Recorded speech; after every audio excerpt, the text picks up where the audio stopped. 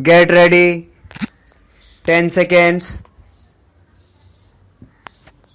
5 seconds. Start.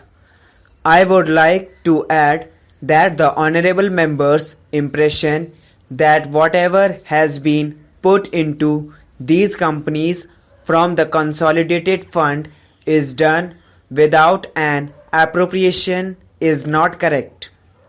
No money can be paid out of the consolidated fund without some appropriation of some kind or the other. Therefore, sir, the real issue is not so much of paying monies out of the consolidated fund or the form of organization, but the powers of the Comptroller and Auditor General and the authority of the executive as well as Parliament over these organizations, especially in regard to financial matters, that is to say, financial control. In regard to the position of the Comptroller and Auditor General, when we bring forward that particular legislation which we have in mind, or when we insert that chapter, undoubtedly we shall make a provision there which will ensure that the Comptroller and Auditor General is enabled to exercise the functions which the Constitution intended that he should exercise. In the case of organizations which are owned entirely by government, of course, there is no question. It will always be provided that the Comptroller and Auditor General shall audit. The doubts will arise in respect of companies or corporations maybe in which government have only a share.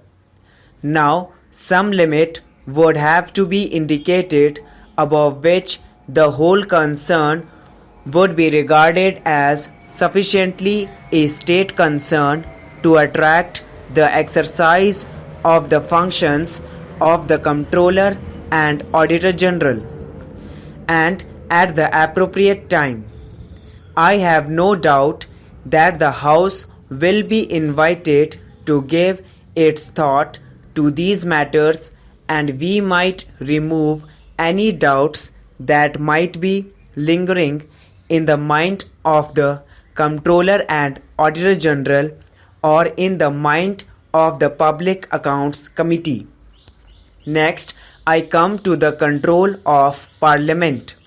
The honourable member quoted something from the UK. As far as I can decipher, the Public Accounts Committee is never eliminated. I do not know whether I misunderstood him. Anyway, I make the statement that all reports and accounts issued by the corporations are presented to Parliament and consequently are subject to scrutiny by the Public Accounts Committee. It is the Comptroller and Auditor General who does not always figure in these matters, but there is a move to appoint an officer equal in status to the Comptroller and Auditor General. Parliament comes in when monies are appropriated.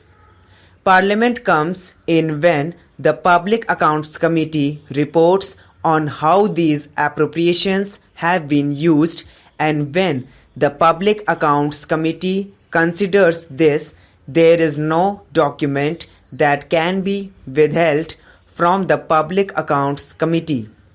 I think much has been made of the answer given by my honourable colleague in regard to the furnishing of lists of contracts. It may be that certainly, as the Prime Minister pointed out, if Parliament does insist that all the contracts must be placed before the House, they have a right to demand, but as a matter of practical prudence, it may be that these things are not necessary. In other words, public officers who exercise certain functions carry their heads, so to speak, on a platter and ready to be knocked off if it is shown and proved afterwards to the satisfaction of Parliament that they have not properly carried out their duties. Therefore, I do not see how there has been any detraction from the authority of the Parliament exercised, though the Public Accounts Committee, by the mere creation of corporations with the knowledge and consent of Parliament. Let us now confine this issue to the very clear and oversimplified case of a corporation created by an act of legislature. Therefore, Parliament itself would be invited to exercise a certain measure of self-denial, or at least to agree to a measure of self-denial by the executive in its financial control.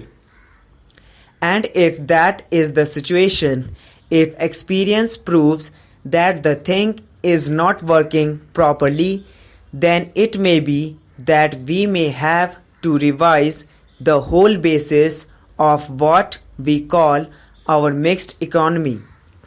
It may be that we find that our bureaucracy is not capable of handling some of the matters which have been entrusted to them. The honorable member referred to a food secretary having been appointed as managing director or something of the shipyard, and the secretary general being appointed as the chairman of the shipping corporation. He probably does not recall that that particular person had been for 14 years in the Commerce and Industry Ministry.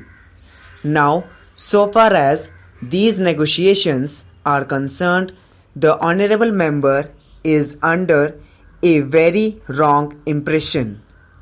I myself can vouch to this that I have been concerned at almost every important stage with the negotiations from the financial point of view in regard to the oil refineries, or with negotiations going on regarding steel today.